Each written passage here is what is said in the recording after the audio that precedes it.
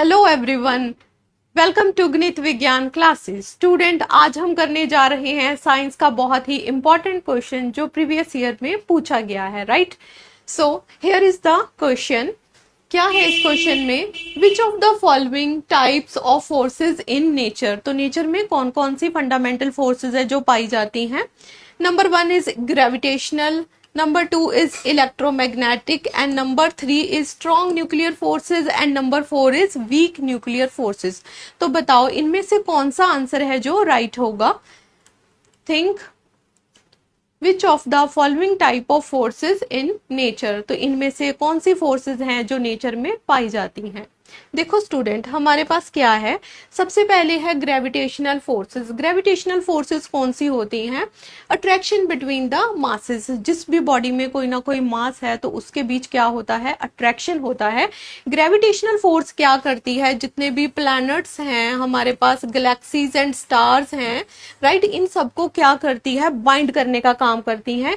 ये तीनों फोर्सेस हैं जो क्या है? जोड़ने का काम करती हैं। Gravitational, electromagnetic and strong nuclear forces क्या करती हैं?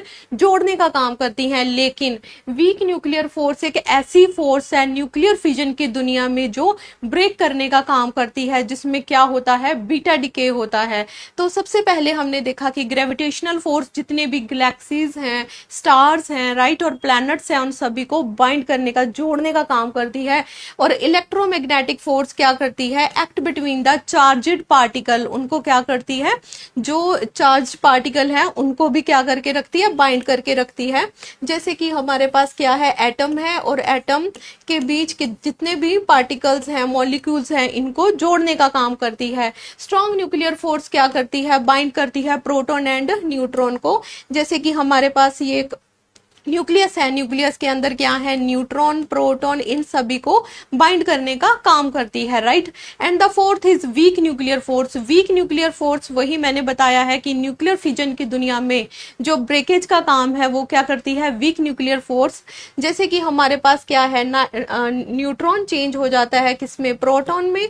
इसमें ये जो रिएक्शन है बीटा डिके की रिएक्शन है, क्या बोलते हैं इसको हम? Beta decay.